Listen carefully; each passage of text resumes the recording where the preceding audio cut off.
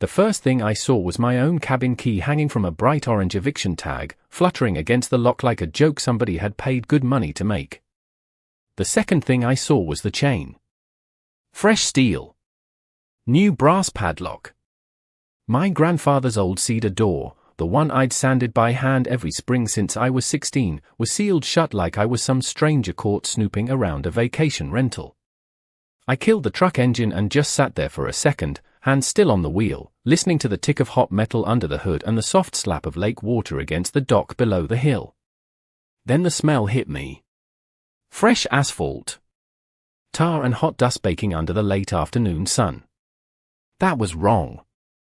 Everything about it was wrong. My name's Ethan Walker, and that cabin was supposed to be the one place left in my life that still made sense.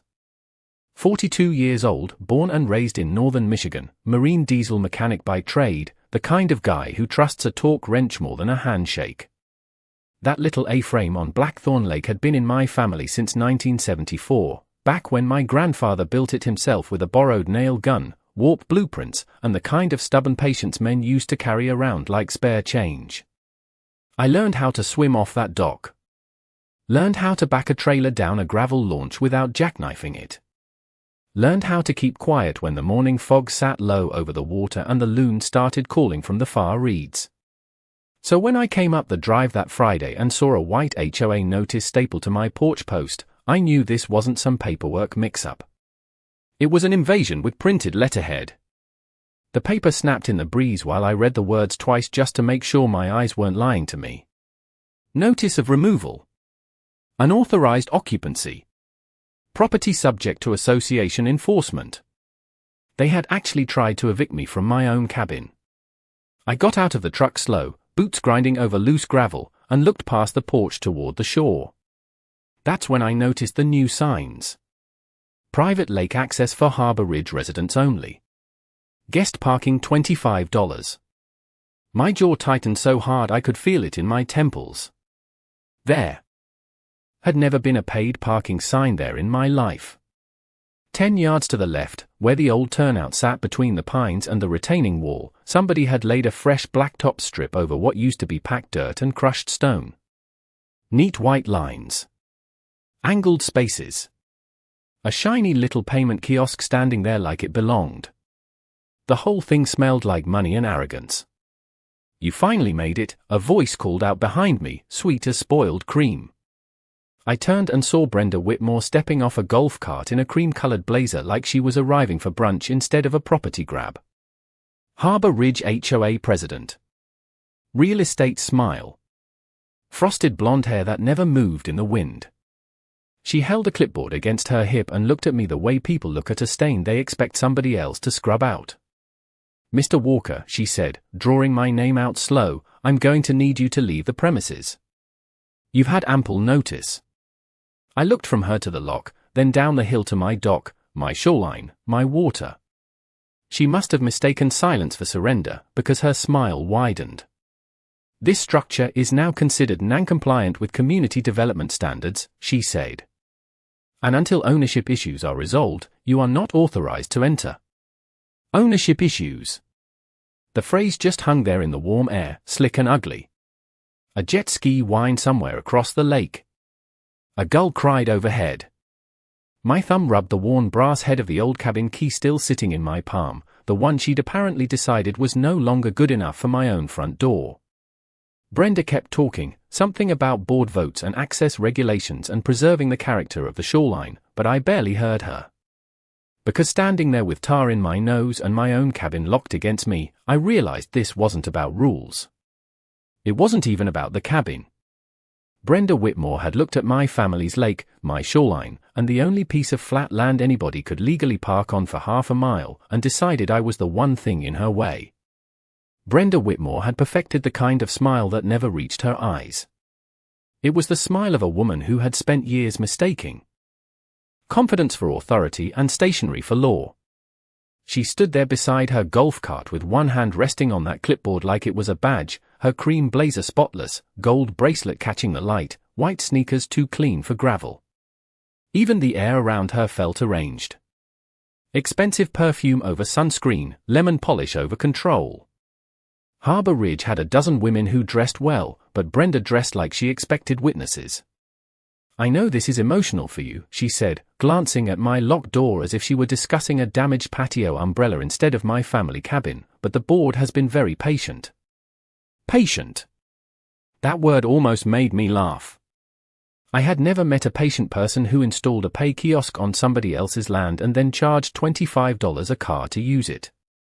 I looked past her toward the road. 2 SUVs were already angled into the new blacktop spaces, their tires still shining from a wash, little parking stubs tucked under the wipers. Somebody had moved fast. Brenda followed my eyes and smiled wider. "The residents are thrilled with the improvements," she said. "For years this shoreline lacked structure. Like the lake had been sitting there since the last ice age waiting for Harbor Ridge to bring it order. I had seen her kind before.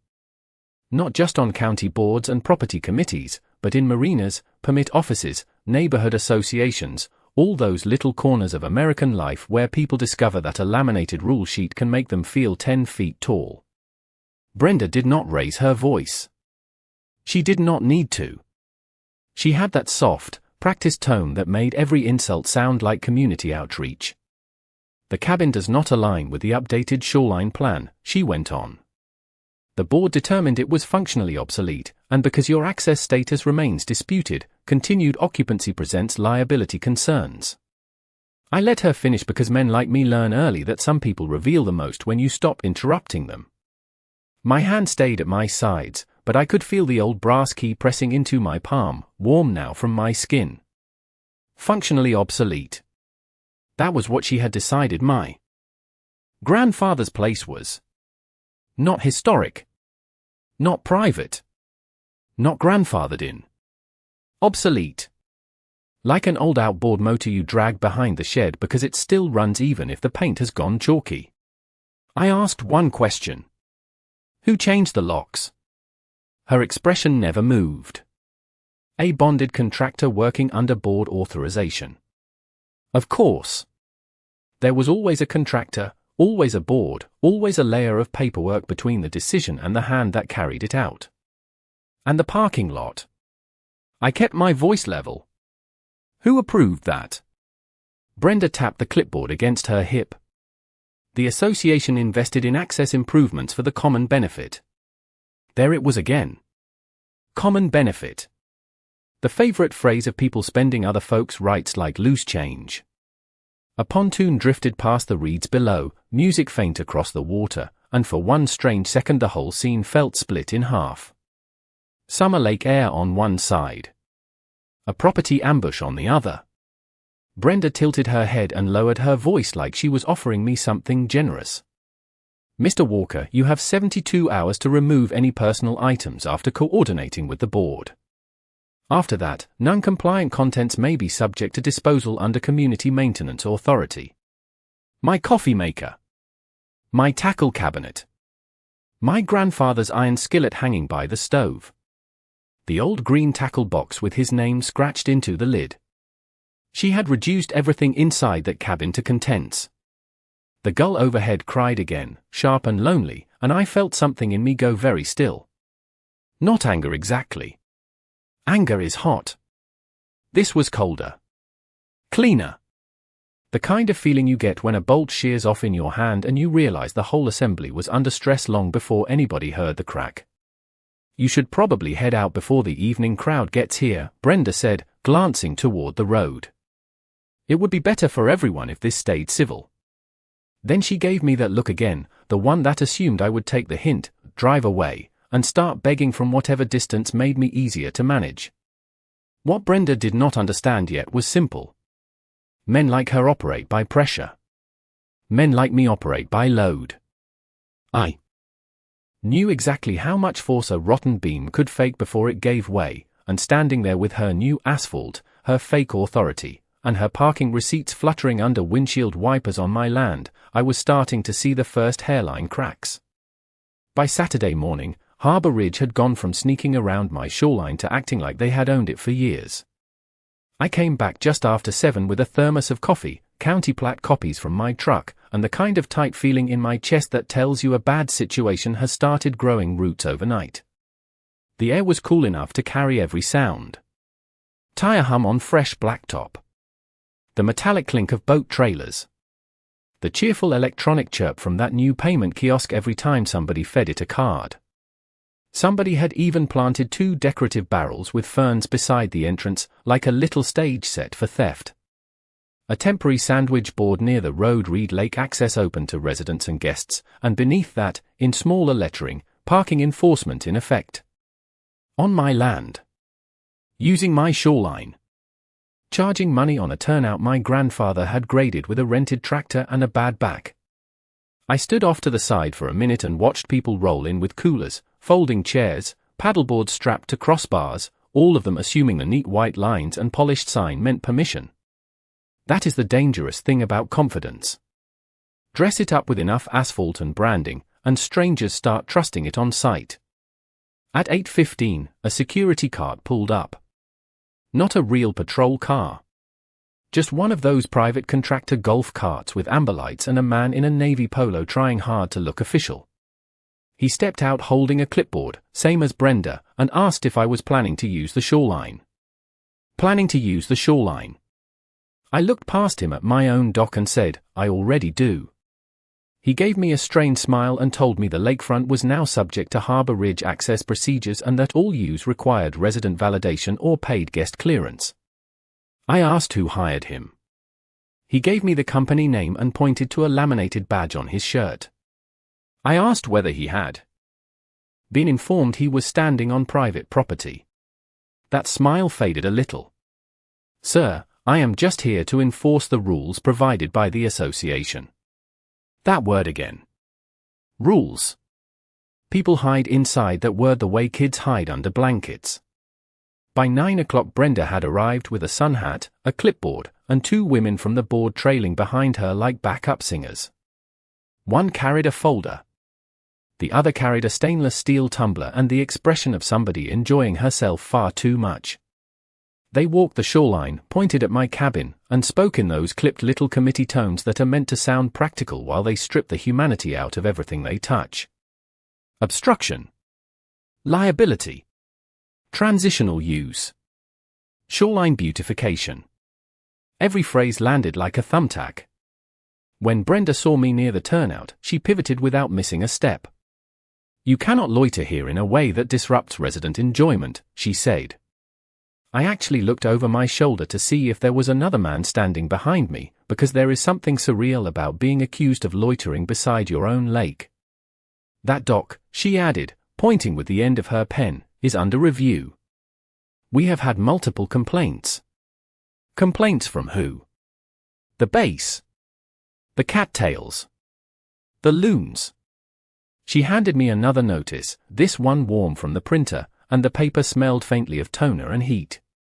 Unauthorized interference with association operations. It warned me not to obstruct guest parking, resident access, or managed shoreline programming. Managed shoreline programming. I read that line twice because the absurdity almost deserved respect. Somewhere behind me a child laughed, a cooler lid slammed shut, and a pontoon engine coughed to life. Summer kept moving like nothing had happened while this woman tried to erase me with office language. Around noon, Martha Reed from 2 roads over pulled in with her old Subaru, saw the kiosk, saw me, and her face changed. Martha had known my family since the 90s. She brought peach cobbler to my father after his heart surgery and still mailed Christmas cards with actual stamps. She rolled down her window and said, "Ethan, since when do I have to pay to park here?" Brenda answered before I could. Since the association made long overdue improvements for safety and community access. Martha looked from the kiosk to the new blacktop, then down toward my cabin. That is Walker land, she said flatly. Brenda smiled like she was dealing with a confused child. That matter is disputed. And there it was. Their whole game in 2 words. Not proven. Not lawful. Disputed. Create enough noise, enough paperwork, enough signs and uniforms and fake certainty, and maybe the real owner starts looking like the misunderstanding. But when I saw Martha's knuckles tighten on the steering wheel and the first receipt flapping under a stranger's windshield on my turnout, I understood this was no longer just Brenda making threats. They were building a routine. They were training people to accept a lie every time they parked, paid, and walked past my locked cabin like it had always belonged to somebody else. Monday morning tasted like burnt coffee and failure. I was parked outside the county records office with 3 hours of sleep in my system, a legal pad on the passenger seat, and a folder so thick with plats, tax receipts, shoreline surveys, and family paperwork it could have stopped a door from closing. The courthouse annex sat there under a flat grey sky, all brick, fluorescent lights, and tired flagpoles, and I remember thinking how strange it was that places holding so much authority always smelled faintly of dust, printer toner, and old carpet. I went from one counter to another, explaining the same thing in 6 different ways to 6 different people. Yes, the cabin was mine. Yes, the turnout was mine. Yes, the lock had been changed. Yes, an association had installed paid parking on the parcel. Every time I said it out loud, it sounded more ridiculous, and every time the answer came back some variation of the same shrug wrapped in office language. Civil matter. Boundary question. Competing claims. Private dispute. One woman with reading glasses and a patient voice printed me a parcel viewer map that looked promising until I noticed the shading on the shoreline had been updated to reflect some broad community access overlay filed just 6 weeks earlier. Another clerk told me the filing did not prove ownership, just use classification, but by then I had already learned how powerful confusion can be when people are in a hurry. I left with copies, no relief, and a headache starting behind my right eye. From there I drove to the sheriff's substation. Same story. Different walls. A deputy in a press-tan uniform listened politely, tapped a pen against his notepad, and finally told me they do not remove people or cut chains in active property disputes unless there is a court order or obvious criminal trespass. I asked him what he called charging admission on someone else's land. He gave me the kind of look officers give when they know something smells wrong but do not want to be the first one to kick the hornet's nest. Document everything, he said. Do not escalate. Easy words for a man whose grandfather's cabin was not sitting behind a fresh padlock while strangers paid $25 a car to park on his family turnout. By mid-afternoon I was in a law office over a bakery in Traverse City, sitting across from a shoreline attorney named Caleb Foster. Mid-30s, rolled sleeves, sharp eyes, no fake warmth. His office smelled like legal pads and cinnamon from the bakery downstairs. He listened better than anyone else had all day, which almost made me trust him too fast. He flipped through my paperwork, circled 3 dates, asked who had installed the kiosk, who held the Harbor Ridge development rights, and whether I had the original recorded deed or only family copies. Then he leaned back and said the words I had been dreading since Friday. This is fixable, he told me, but not quickly. Not quickly. There it was. The truth nobody wants when the locks are already changed. He explained that associations love operating in the gap between what is lawful and what looks official. He said if Harbor Ridge had filed enough shoreline use paperwork, posted enough signage, and created enough routine, then by the time a hearing happened half the county would assume the arrangement had always existed. He could send a demand letter. He could request injunctive relief. He could start title review and challenge the access claims. But none of that would happen before the coming weekend, and Harbor Ridge knew it. Brenda had timed this. Of course she had. She had not just locked me out. She had moved first, built optics, and filled the air with enough certainty to make me sound like the difficult one. I drove back north in silence, wipers brushing away a thin mist, the lake appearing and disappearing between pines as the road curved along the ridge. When I pulled off near the turnout at dusk, the payment kiosk was glowing blue in the fading light like some smug little machine that had never doubted where it belonged. 2 teenagers were carrying fishing rods down toward the water. A couple in matching windbreakers were folding lawn chairs into the back of a crossover. Somebody had left a fast food cup beside my retaining wall. I stood there with county copies under one arm and Caleb's business card in my pocket, listening to tires crackle over blacktop that had not existed for days earlier, and for the first time since this started, I felt the shape of what Brenda had really done. She had not just challenged my ownership. She had made me watch the world behave like I had already lost. The break came from a smell. Not a sound, not a phone call, not some dramatic revelation dropped on my doorstep. Just the dry, dusty smell of old paper and cedar when I unlocked the storage room behind my shop on Tuesday night and pulled down the dented green footlocker I had not opened since my father's funeral. I was looking for backup copies, nothing more.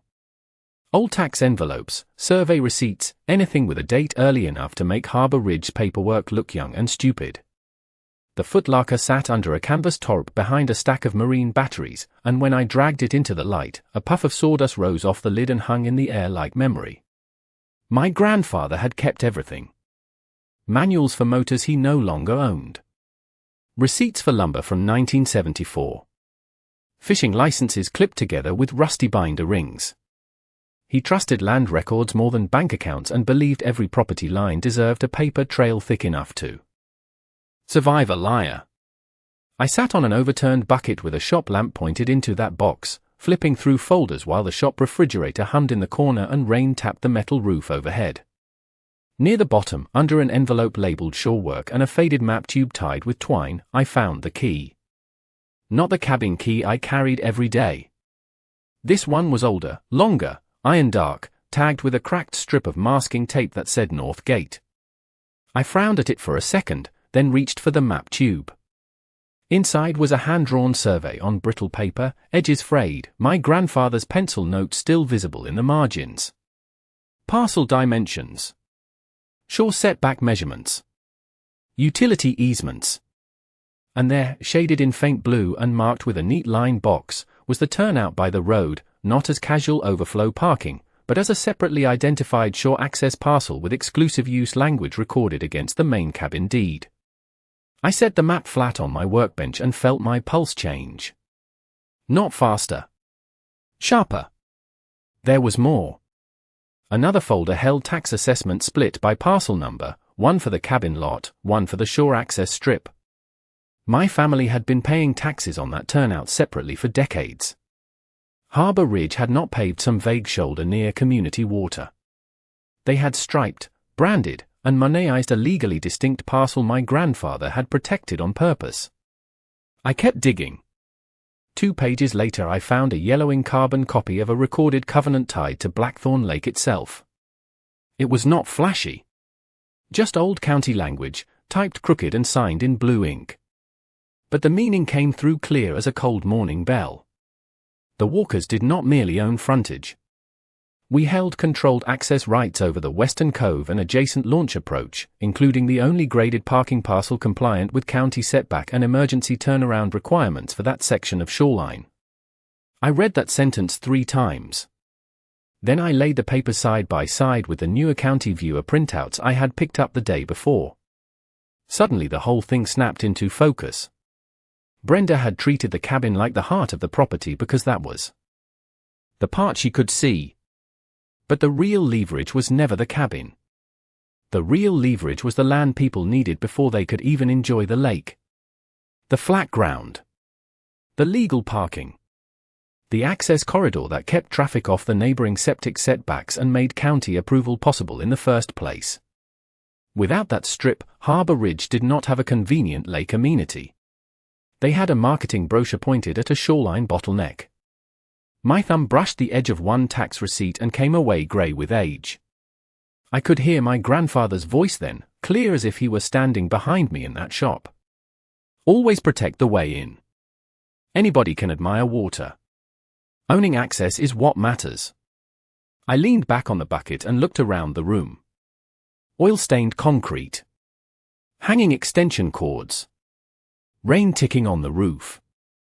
A half-rebuilt carburetor on the bench beside a 70-year-old map that had just turned Brenda's little empire from annoying into exposed. Then I found the last piece, tucked inside a plain manila sleeve with my father's handwriting across the top. Boat launch and parking photos. Inside were dated prints from the early 2000s showing the turnout, the old post and chain entry, and a county fire inspection note confirming the parcel as the only approved emergency vehicle staging area for the West Cove. I actually laughed then, quiet and disbelieving, the sound swallowed by the shop. Brenda had not just overreached. She had built her whole little operation on the one piece of ground she could not function without. And for the first time since I saw that orange eviction tag flapping from my cabin key, I stopped feeling cornered. I started feeling patient. Wednesday morning I spread every document across Caleb Foster's conference table and watched his expression change one page at a time. His office windows looked out over Front Street, but neither of us paid much attention to the traffic or the bakery smell drifting up through the floorboards. We had old surveys, separate tax assessments, the Western Cove Covenant, the fire inspection note, and those faded photographs showing the turnout before Harbour Ridge was even a sketch on a developer's napkin. Caleb read in silence, tapping one finger near the parcel number for the shore access strip, then leaning closer when he reached the language about compliant parking and emergency staging. "Well," he said finally, almost under his breath, "that is not a parking lot they improved. That is a controlled access parcel they do not own and cannot legally operate." Hearing someone else say it out loud did something for me. It turned instinct into structure. Caleb started building the plan right there with a yellow legal pad and a black fountain pen. Not a loud plan. Not some dramatic stunt. A pressure plan. He would draft immediate cease and desist notices to the association, the property management company, the paving contractor if necessary, and the payment vendor running the kiosk. He would prepare a demand for accounting of every dollar collected on my parcel. He would also notify the county that Harbour Ridge had established de facto commercial parking operations on land it did not own while representing the area as association-controlled shoreline access. "But here is the important part," he said, looking up at me over the papers, "we do not show them everything yet." That was the moment the whole thing shifted from reaction to timing. Caleb wanted them comfortable. He wanted another 48 hours of receipts, another board email, another weekend announcement, another batch of social media posts inviting residents and guests to enjoy the improved shoreline. He said associations like Harbour Ridge get sloppiest when they think the other side is intimidated or slow. Brenda had mistaken my silence for weakness. We were going to let that mistake ripen. By noon I was back at Blackthorn Lake with a folder in my truck and a calm I had not felt since this started. The weather had turned bright again, sunlight flashing off the water hard enough to make you squint. The kiosk was still there. The white parking lines were still there. Brenda's decorative fern barrels were still trying their best to make theft look tasteful. I parked on the shoulder and watched. That was all. I watched cars pull in. I watched people slide credit cards into a machine. Bolted to my family land. I watched the private security card make another lazy loop like it owned the place. When Brenda arrived around 3 in the afternoon, she spotted me by the pines and gave me that little knowing smile, the one she saved for moments when she thought control was permanent. "Still lingering?" she asked. I said, "Just looking." She seemed pleased by that. Pleased enough to keep talking.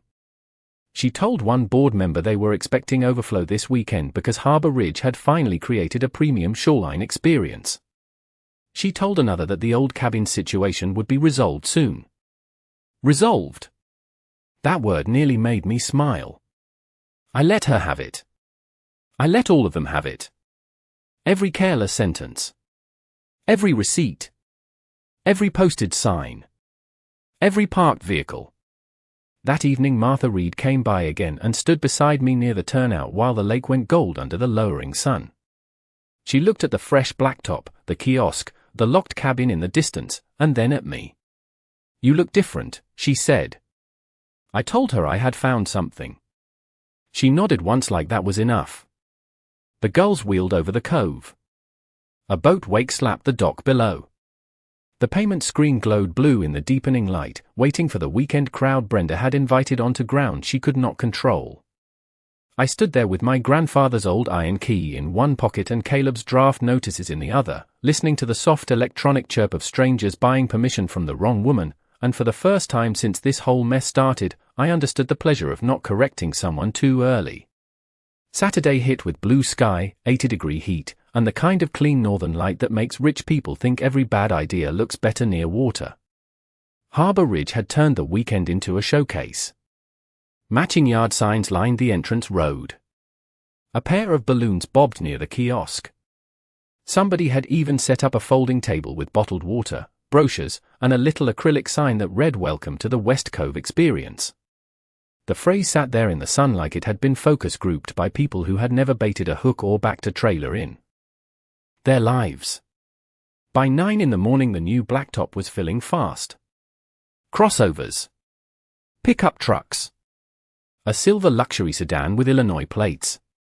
Residents in polo shirts, guests in sandals, kids carrying float noodles, women in wide hats stepping carefully around the white lines painted over my grandfather's turnout. Every few minutes the kiosk chirped and printed another receipt. I stayed out of sight at first, parked along the county shoulder under a stand of white pine with Caleb beside me in a charcoal suit that looked too sharp for a lake access fight and exactly right for what came next. In the back seat sat a rolled survey, a stack of notices, and the old chain assembly I had found in my father's photo sleeve, cleaned up and ready. At 9:30, the county surveyor arrived in a marked truck. At 9:40, a deputy from the sheriff office pulled in behind us, not there to take sides, just there to keep the peace once paperwork started landing. Caleb checked his watch once, slid the top notice from the folder, and said, "Now." We walked in together across the edge of the turnout while tires crackled on warm asphalt and the lake flashed bright beyond the trees. Brenda saw us before anyone else did. She was standing near the welcome table in a pale blue sleeveless dress, sunglasses on, talking to a couple by the brochure rack. Her smile faltered the moment she noticed the deputy and the surveyor. It did not disappear. Brenda was too practiced for that. But it lost its shine. "Mr. Walker," she said, stepping forward with that same smooth voice she used when she wanted nonsense to sound official. "This is a private resident event." Caleb handed her the first envelope before I said a word. "Cease and desist. Unauthorized commercial use. Trespass. Conversion of collected parking revenue. Demand for immediate shutdown of operations on the shore access parcel identified by parcel number and recording reference in crisp black print across the top page." Brenda glanced down, then up, and for the first time since this started, her expression had to work to catch up with the facts. "This is absurd," she said, a little too quickly. Caleb did not raise his voice. "No. What is absurd is charging admission on land your association does not own while restricting the lawful owner from his own cabin and shoreline access." The surveyor was already unrolling his map on the hood of the truck. The deputy stood a few yards back with his thumbs hooked near his belt, watching the crowd start to notice. People always notice paper when a uniform is nearby.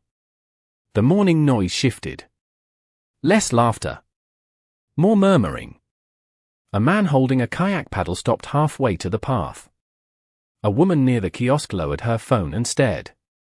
Martha Reed, bless her, had shown up early and now stood by her Subaru with the expression of a woman who had just been handed confirmation of everything she suspected. Brenda tried one last pivot. She pointed toward my cabin and said, "The structure remains under review." Caleb slid the second document into her hand. Title confirmation. Separate tax history. Western Cove access language. Fire staging compliance note. Then I stepped past her, took the kiosk's power disconnect from the side panel, and unplugged it. The cheerful little screen went black. Just like that. No drama. No shouting. Just silence and a dead machine bolted to the wrong man's land. The deputy nodded once when he saw the parcel markers the surveyor was flagging. That was enough. I walked to the old post locations near the turnout entrance, fed the chain through the steel loops that had been there for years beneath Brenda's fresh asphalt theatre, and locked it in place with the long iron key from my grandfather's footlocker. The sound of that chain settling into the posts was the cleanest sound I had heard all week. Cars already parked inside would be allowed to leave, Caleb announced, but no new entry would continue across the parcel. Any further operation by Harbour Ridge would proceed at their own legal risk. Brenda looked from the dead kiosk to the growing line of cars now backing up at the road, then down toward the lake where her premium shoreline experience had just turned into a bottleneck with witnesses. The brochures fluttered off the welcome table in the breeze. Somebody asked for a refund. Somebody else asked who actually owned the lake access. I did not answer right away. I just stood there with one hand resting on the cool chain, lake light flashing through the pines, and watched the first crack become a collapse. By noon the whole thing had the brittle, overheated feel of a county fair that forgot to secure the tent stakes. Cars that had already entered were inching back out one by one, drivers squinting at the chain, the deputy, the survey map spread across the truck hood, and Brenda standing beside her dead kiosk with the posture of a woman trying very hard not to look surprised in public. The line at the road grew longer, then shorter, then dissolved altogether as words started moving faster than any official statement ever could. A few residents demanded explanations. A few wanted refunds. One man in boat shoes kept saying this had to be some misunderstanding until Caleb handed him a copy of the parcel map and pointed to the recording reference. Nothing calms a crowd like clear paperwork and a witness with a badge standing nearby. Brenda made 3 phone calls in under 10 minutes. I could tell by the way she paced, stopping every few steps to look at the chain like it had personally insulted her. By 1:30 the Harbour Ridge board members who had shadowed her all week were suddenly harder to find. The woman with the tumbler left first. The one with the folder stayed just long enough to whisper something tense in Brenda's ear before walking back to her SUV without making eye contact with anyone. By late afternoon, the acrylic welcome sign was gone, the bottled water table had been folded up, and the balloons had deflated into sad blue ribbons twitching against the grass. The lake kept doing what lakes do. Sunlight moved. Small waves tapped the dock. A distant outboard droned across the cove. Nature had no interest in Harbour Ridge's little performance, which somehow made the collapse feel even cleaner. Monday brought the Rael finish. Caleb filed for emergency relief and sent formal demands for reimbursement, accounting, and acknowledgement of title. Harbour Ridge's counsel, who sounded a lot less confident than Brenda ever had, requested a conference by noon. By Tuesday evening they had agreed to everything that mattered. Immediate removal of all association signage, immediate termination of paid parking operations, restoration of access to my cabin, reimbursement for the lock change, paving encroachment review, and a written acknowledgement that the shore access parcel and Western Cove control rights belonged to me and had never been conveyed to the association. They also agreed to refund every parking fee collected on my land. Funny how fast a premium shoreline experience turns back into trespass once receipts enter discovery. Brenda resigned from the board 2 weeks later. Officially it was for personal reasons. In small northern towns, that phrase usually means everybody knows and nobody needs the pleasure of hearing you say it out loud. The chain came down after the notices were recorded and the last of the Harbour Ridge signs were hauled off. I unlocked my cabin with a new brass key, stepped inside, and stood there for a minute with one